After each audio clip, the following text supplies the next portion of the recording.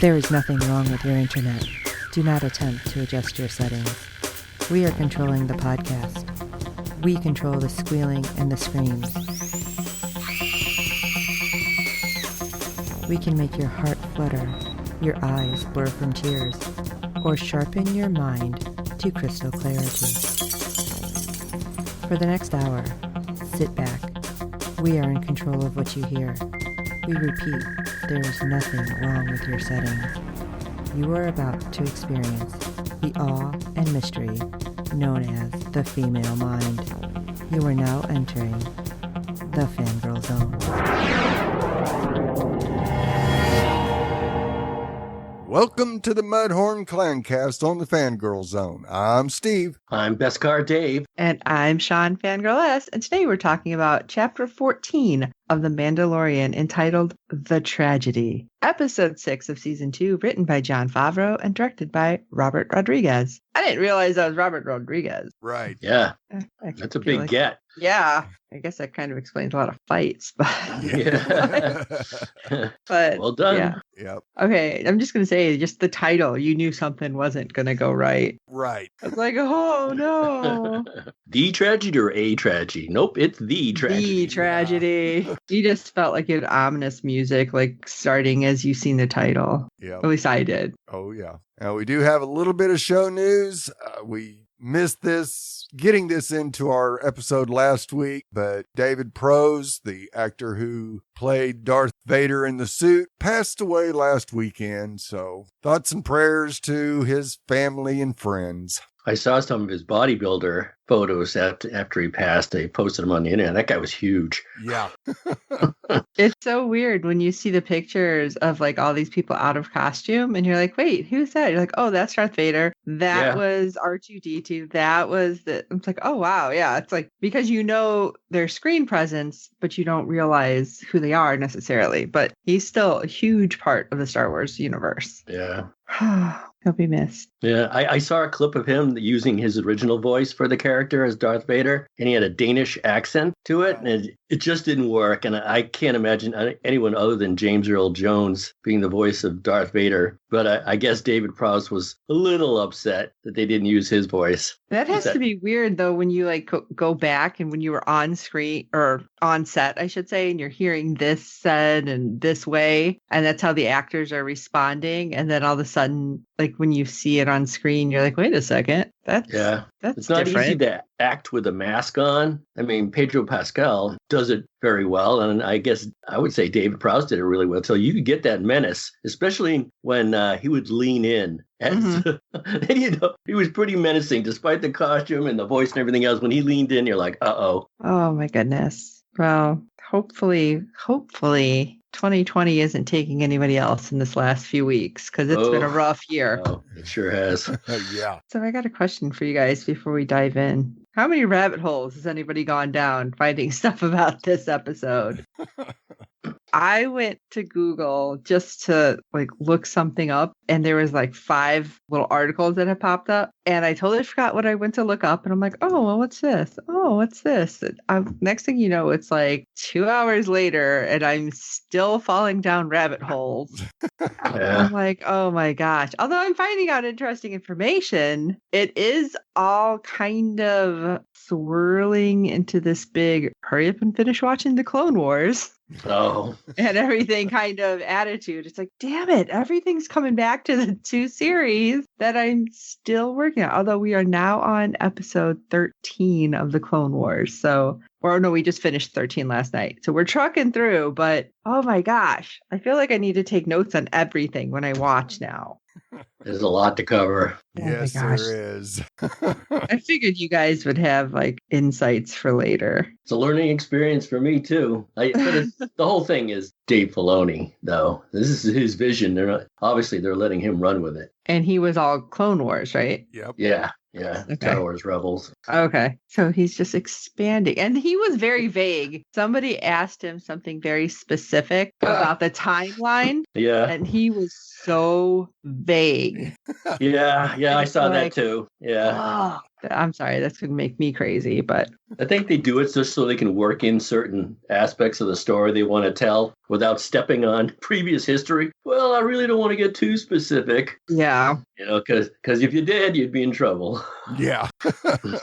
There's people out there who would pick it to pieces like, but what about this? But what about this in comic book number 82? Well, that's some of the rabbit holes I've fallen down, how this changed some backstory. So we can talk about that in a few minutes, I think. So anyway, a brief recap. Steve and I were talking earlier. This was a great one, the tragedy. A lot went on, and I think the best part about this episode was it didn't have a filler episode in between it. I was surprised. Stop at McDonald's or get some blue milk or whatever. Yeah, tried frog McNuggets. Froggy nuggies. There we go. Yeah, they got right into it. Yep. I was surprised. What did you guys think? Of course, the way they do their recaps, it's almost like, why even bother putting it in anymore? Because this week's was The Mandalorian and Child Travel to an Ancient Site. Well, duh.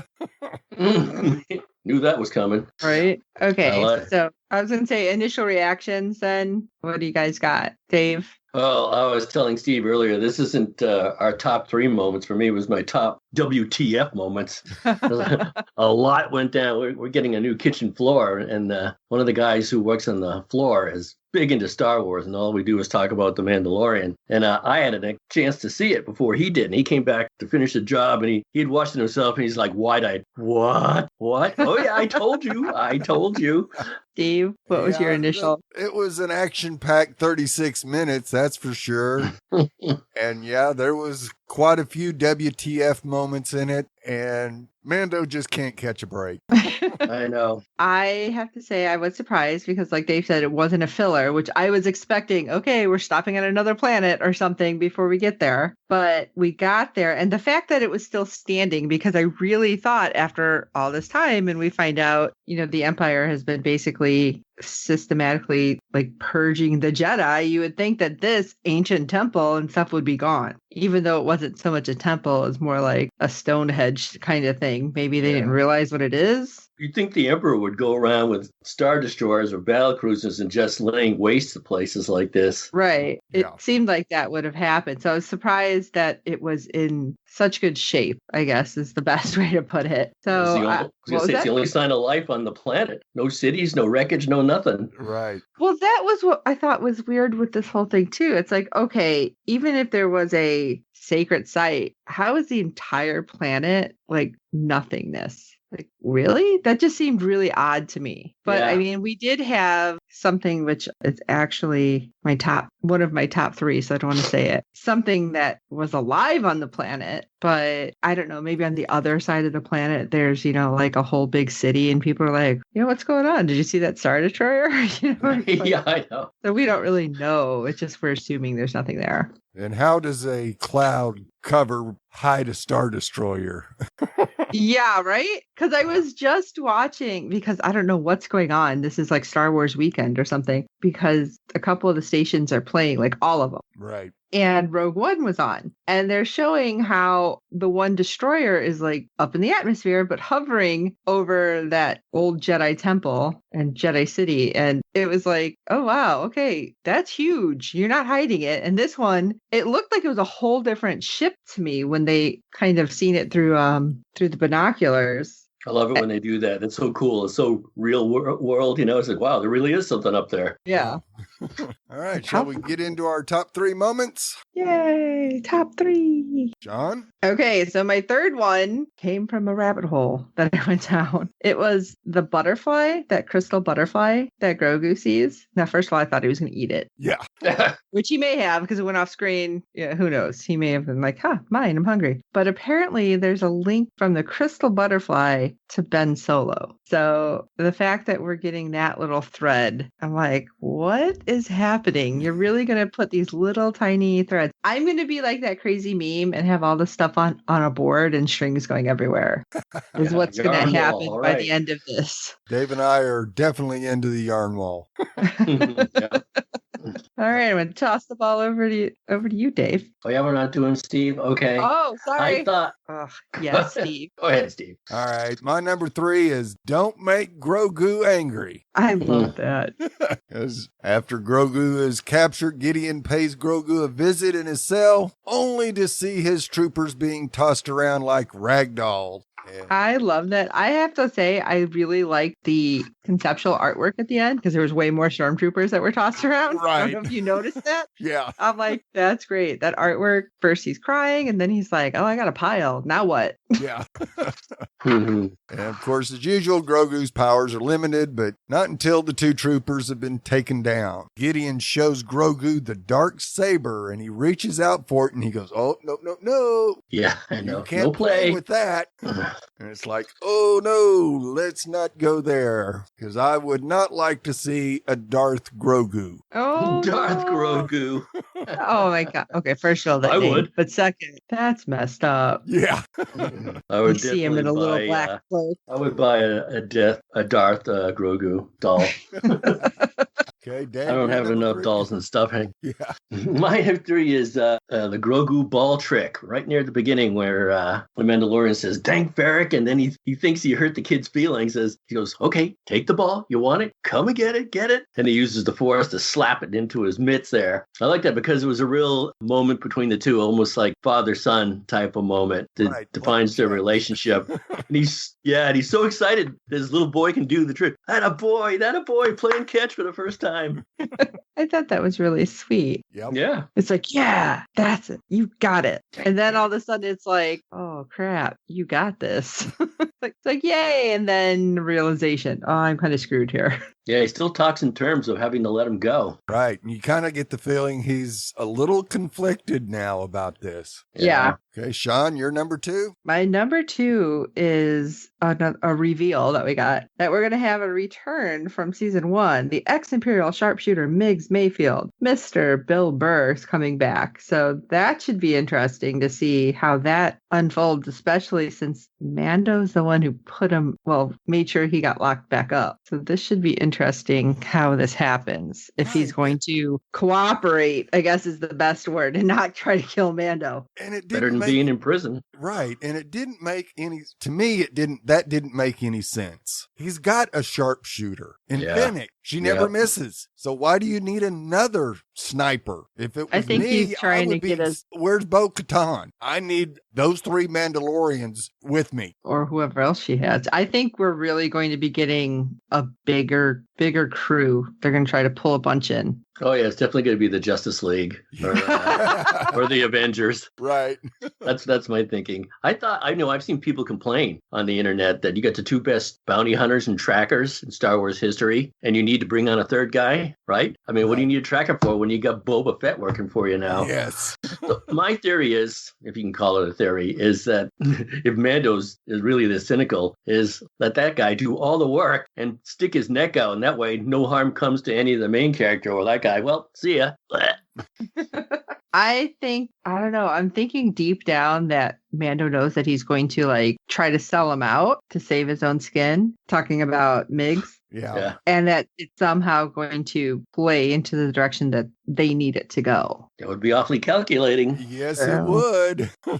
But I like the sounds of it. That would work really good. You got Miggs as a decoy that, you expect him to do something and he does it and it plays right into your hand. That might work. Yeah. Well, my number 2 is Boba Fett is a bad man.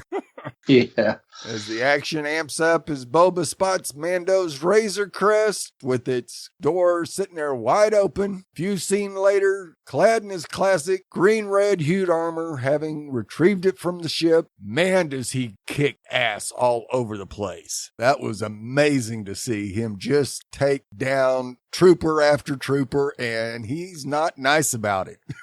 No, I knew the name of the stick he was wielding Right. that he got from Tatooine. Yeah. And now I can't find it. But boy, that thing can do some damage. I'm sure somebody's yelling it into their earpods right now. Yeah. I seen that thing. I'm like, is that a weapon? Is it like Yeah, Definitely. Yeah, it's definitely a weapon. Yeah, I was like, what? And then when he started using it, I'm like, damn, okay. Yeah, that's the Gatterfy stick. All right. The Tusken Raiders, and boy, Right. does he wield it like crazy. And to top it all off, we get to see him shoot down the 2 transport ships. A great line, because Mando goes, man, that's awesome. Good shot. Bobo says, That was- I was aiming for the other one. Yeah. That was funny. It's like, I'm like, okay, throw a little comedy in. I guess we need that. Yeah. It was so deadpan, though. I was aiming for the other one. Okay, Dave, you're number 2. Mine was, my number 2 was your number 3, the Grogu in the cell toying with the troopers. He was basically ragdolling him left and right, up and down. Here's a face plant. Someone did mention, though, I should have put it together myself, that maybe he does have anger issues. No doubt the troopers were being unkind and they deserved what they got. But what if he does harbor anger issues? And this is what Ashoka was afraid of. Right. You know what worried me just a little bit with that scene was the fact that when Mando was trying to explain everything beforehand, before we actually got there, it was, hey, don't you want to learn Jedi stuff? And Yeah. if somebody want to, you have to go with them. It's like if somebody wants you to, you have to go with them. And I'm like, oh my God, what if he thinks that Mando was cool with them taking him? Right. And that's why he's mad. Because it's like, you sent me back to them. And I'm like, I was thinking about that. I'm like, I might be going way too in depth. But I was like, what if? That had big question marks after it for me. Mm. And then, of course, I was also thinking, you know, the big bad's coming. Why don't you save some of your strength and just like, oh, and now you're gone. Right. But that was probably a little too dark. I mean, Yeah, the timing of things really didn't work in Mando's favor in this episode at all. No, I know. Put down a jetpack. Okay. Right. And then he never picked it back up. I know. Exactly. How many times were you guys screaming at your TV? Because I don't know how many times I said it. Yep. Pick up the jetpack. I know. Where do you leave it? Somewhere on the hill. Could have run by it and grab it, you know? Right? Right. Yeah, that would have made the last couple of scenes a whole lot different. But Yeah. of course, they wasn't going to get away. Just it wasn't happening with that cruiser up there. So, Yeah. all right, let's move to our number 1s. Sean? Oh my gosh. Okay, so mine's kind of mean because it was Moff Gideon taunting. It makes you oh so sleepy. It's like in any other context, you would think, oh, it's kind of cute. They're taunting like, oh, somebody's getting sleepy. But no, in this case, it was like, oh, use up your powers and night. Yeah. So, but I don't know that for some reason this just really stuck out as my number 1. Well, That's my because number- every time, I was going to say, every time a bad guy shows their sense of humor, if you can call it that, it's usually with a tincture of sadism. Right. Like, it's called mustache twirling. Yes. Maybe that's what it is. It's like, I will tie you up to the train tracks. That's right. Steve, what's your number 1? All right. My number 1 is Let's Make a Deal. Of course, we get to see. I could have said it a little better. Just like, Yeah, we see Slave One coming onto the planet, and of course, Mando thinks it's danger, only to find it's Boba Fett and Stan. And you go, what the what? Yeah, Boba fixed up Fennec real well. Yeah, Robo-Fennec. Right. And of course, they go everybody's part robot in this one, I swear. back and forth over Boba's Beskar, but they finally come to an agreement, even though Boba just took it. But in the end, he stands by his words, guaranteeing the safety of the child as well as his own. So at least his party of 1 is now a party of 3. And he's got a ride. Yeah. More importantly, he's got a ride. Now, Yeah. why didn't Gideon go ahead and take out Slave One too? I mean, then nobody's getting off the planet. I actually have a thought with that. I have a thought on a lot of it. But I think it's because of the homing beacon Ah, could be. that he was specifically able to target that without really having to know what's going on, because the clouds are in the way. Yeah. But those darn clouds. But I think that's what it is. And he may not, even though it was like right there, Slave One was close, like he may not have actually known it was there. Right. Call yourself a bad guy. Yeah. Right. Supposed to Half-assed pick- job, why yeah. don't you? Yeah. And how the Razor Crest didn't take out Slave One when it exploded is beyond me, too. Yeah. Well, weren't the trooper carriers right there too? Well, they had already started up before. Oh, okay. Like I'm just forgetting like the timeline with the explosion. That's why. They had their moment. Yeah. Dave, you're number one? My number one was Slave One Appears. I went like this. Hear that? That's me slapping my leg. I'm like, there it is. Yeah. And I kind of looked around the room, even though I was the only one in it. Like, I could just imagine everyone else in the Star Wars universe, all the Boba Fett heads out my there God. going, there it is, there it is. So that kills my, well, not even just my theory, but the internet's theory that it was Cody or Rex or something, obviously. It's the reveal. But yeah, as soon as that came on screen, I think my husband was doing the same thing as you. It's like, ah! So at least we have each other to go, oh my God, yeah, did you see it? Yeah. Throwing elbows into each other. Look, look, look. Yeah. Oh my goodness. Now, how the hell did he know where Mando was? Well, he's a great tracker. I guess I mean, so. they got two best trackers, and they still have to break somebody out of prison. Yeah. Kind of revisits the same argument. Maybe he was tracking his armor. Now, that's possible, seeing that he was able to pull up that list of. Yeah, his chain. Yep. So, yeah, that would make some sense at least. Yeah. That was totally a Hail Mary, but yeah, it might be the reason. Yeah, could be. So, does anybody have any honorable mentions or WTF moments? I got it too. Okay. The teeny tiny cuffs. Oh, He's like, put him in cuffs. And I'm like, what? Like he's going to have teeny tiny cuffs? And they turn around. I'm like, he's got teeny tiny cuffs. yeah. And Jason's like, I thought they were just going to put it around his whole body, just like clank him in or something. Or have it like where he's floating, like in some of those, I can't remember which episodes. It was on the Clone Wars, but I think it was episode 2 of the prequels when they're like floating in like that invisible kind of prison thing. I thought that's what they were going to do. Right. But I'm like, no, they're teeny tiny. That's amazing.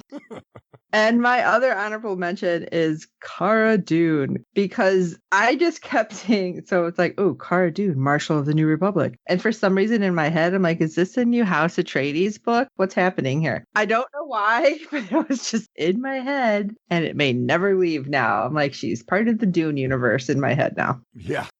It was odd when Boba doesn't tell her right away they have the kid, but when he finally gets to it, she bugs her eyes. But not much. It was kind of understated. I thought she was going to kick her feet off the desk and go, what? Yeah. Yeah, Why I was- was expecting that, but I think that may have been too obvious. And what about Grief? How since he was big time on baby talk last time he held him. Right. You can imagine his reaction. Where was Apollo Creed? Yeah. Exactly. He had to go to the bathroom. Let him, he'll be back. Oh my I've gosh. got two Steve? honorable mentions as well. First one is practice makes perfect. The scene in the opening with Mando and Grogu and the ball, and how Grogu looks at him when he calls him by his name. He just gets a kick out of that. That was greatness. And The head tilt just kills me because it reminds me of like a dog, huh? yeah. What? Huh? What did you you say? call me?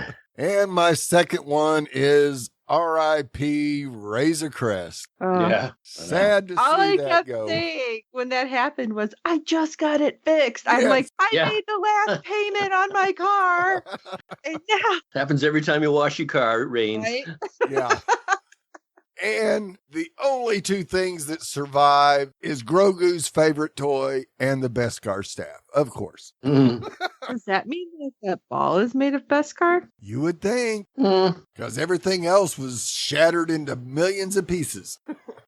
I had thought about that. I'm like, interesting. Dave, you have honorable mentions? Yeah, I got a couple of honorable mentions, and a couple of WTFs. First of all, one honorable mention was the Seeing Stone. When they first getting there, Mando's badass, but he takes him there, sits him down, and he goes, "Are you seeing anything?" I looked at him like, "What?" It's like sitting a kid on the potty. Are you I done? know. Yeah. Are you seeing anything? Let's go.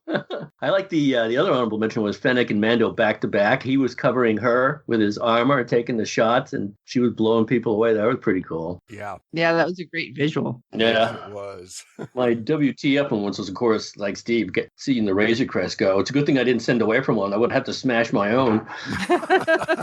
Well, I guess that's over. And of course, the biggest WTF moment that we all saw coming pretty much is that they take Grogu away. Baby Grogu. Yeah. But it makes me so sad. I know. Wrong guy. He's no daddy.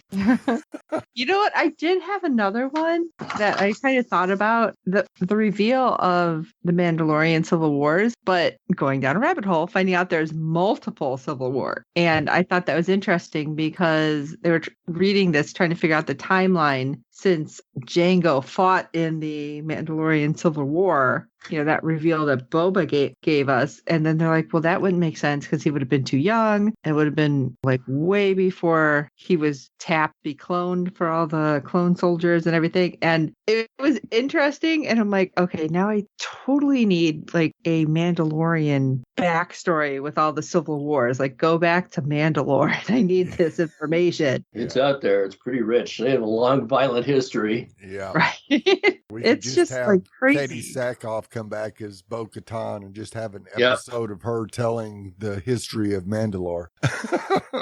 She's a big part of it. Oh, yeah. Yeah, and I'm totally fine with that backstory. But I had read too that just by Boba stating about the armor, that it somehow changes Jango's backstory. Or no, because he says he was a foundling. Yeah. That it changes his backstory. And just slightly, but that it changes it because it doesn't quite mesh with the story from which episode? When they find all the clones. They find the planet with the clones. Talking about the movie? Yeah. And I'm blanking on which of the episodes it is. Yeah. Episode 3. This is the one I liked. So that's interesting. And I really want to know more, but at the same time, there's like so many books and I don't know which one's canon, which one's not. It's like, do I read all of them? I might be like just go forever. to Wikipedia. Wikipedia? Yeah, just go to Wikipedia. Actually, go to IO9 and Jermaine Lucier, who used to be on Slash Film. He's always writing about it. Just look up Jermaine Lucier on IO9. He does a good recap on there. Do a search for that. Expert. Yep. Okay. Ratings, John? Let's do ratings. Okay. I don't know. I mean, I liked it and I was like, oh, that's awesome. That sucks. And so I'm going to have to give it 3 3/4 seeing stones because there was some good, there was some bad, there was the what the fuck. There was and then there was like, oh, come on. So no, you know what? I'll change that to 4 1/4 seeing stones. 4 1/4. 4 1/4 seeing stones. Steve, what do you got? I'm giving it 4 out of 5, 4.5 out of 5 Tusken Raider Gatterfees. Nice. Dave, let's throw the ratings back to you. I got 4 out of 5 too. 4 out of 5 shiny but sad chrome balls. Oh. I did like it though, but yeah, I don't know. It was like one of those things. I don't know. My emotions were all over the place. So yeah, that's was all an emotional episode. There's no doubt about that. Because as soon as you went, yes, it was no. But yeah, seeing that artwork though at the end, yeah, I'm like, why did they change it? Because they showed Grogu like screaming, crying, and reaching for Mando. Right. Like, I'm sorry, that should have been there. And can I ask you guys? Okay, so those were like just robots, right? They weren't like people in there. Right. Yeah. Right. The Dark Troopers are robots. Okay, I'm like, when did the Transformers get here? What is going on? Because it looked so creepy, and I'm like, is there a person in there? Did an experiment go right for them? What is that?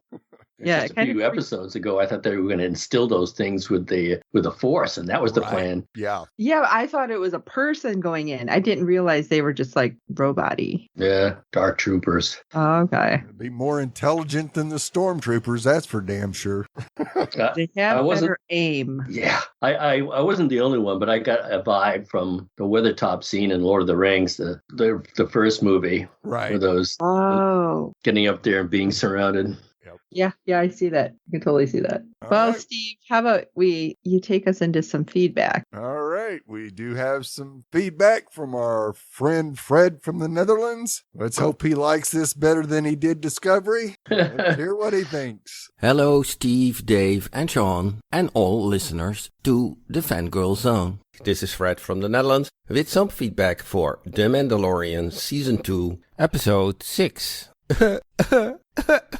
We lost the Razor Crest. oh awful. I really was devastated by it. But fortunately, after Christmas, I will rebuild it for Mando in a Lego way. What made me, of course, happier is seeing Ming-Na Wen back as Fennec. I love the interaction with Boba Fett, really cool. And I wonder how big the team will get with Fennec, Boba Fett, and Cara Dune. Perhaps even Greef Karga. I really wonder how many stormtroopers they get in these small troop transporters, these flyers. I think they have to stack them, pile them up inside. A little bit of a nitpick is of course that they never hit somebody, but when then Mando got to his senses, he constantly got hit, whereas Fennec never got hit. And that's of course of the nice effect of bouncing these blasts off Mando's Beskar armor. Silly was, of course, that Mando tried to get the child where he was in a force field,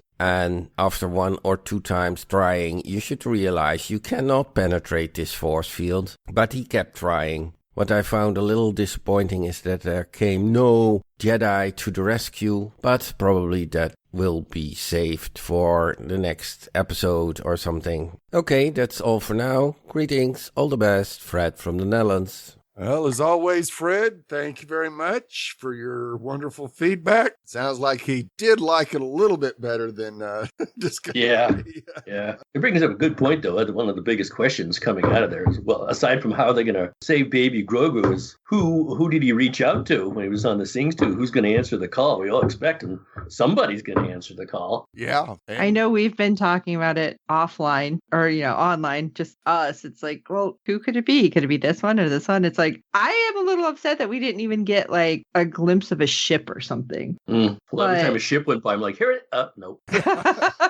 Yeah, and it doesn't look like they could fit any more on Slave One than the 3 of them. I don't think they got room for Cara even. So hopefully Greef's got a ship that they can use. Well, we know somebody that needs a new ship. Yeah. Right. That's why I kind of thought they would go looking for Bo-Katan first, because we knew she had a ship. Yeah.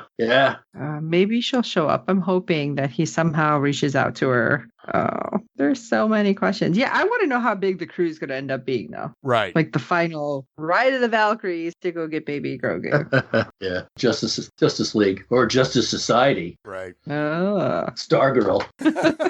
Yeah, well, I kind of think they'll probably have 5 or 6 to start, and then we'll get the Bo-Katan and her group show up just in the nick of time. Yeah. To save the day. Gotta have a cliffhanger, though. Not everything can be perfect. It has to be a cliffhanger. Oh, I know.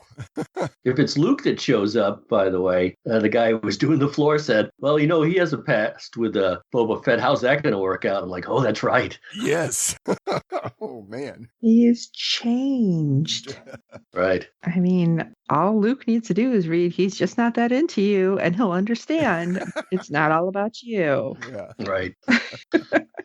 Oh, goodness. As always, Fred, thanks for your feedback as always, and looking forward to hearing from you next week. Thanks, Fred. Thanks, Fred. Anyone else wants to contact us, you can please rate and review us on iTunes and any other platform for use of your podcast. With good ratings and reviews, it helps other fans of the show find us, and there are plenty of other Mandalorian podcasts out there. Tell your friends, and I hope you're enjoying our podcast, and don't forget to check out the other great Fangirl Zone podcast. What's our contact info, Sean? You can check everything out over at the website, www.fangirlzone.com. Hit our contacts page and you can find everything. It's so much easier doing it that way. But just so you know, we are on Facebook, Twitter, Instagram, YouTube, and still a ghost on Tumblr. And then you can send us an email directly to mudhornmail@fangirlzone.com. And we'd love to read it on air and share our thoughts. Well, this is Steve. Looks like we're going to have to travel the last stretch with the windows down. This is Sean Fangirl S. Does this look Jedi to you? And this is Beskar Dave. For those who have been asking, yes, my spear is okay. You want to see it?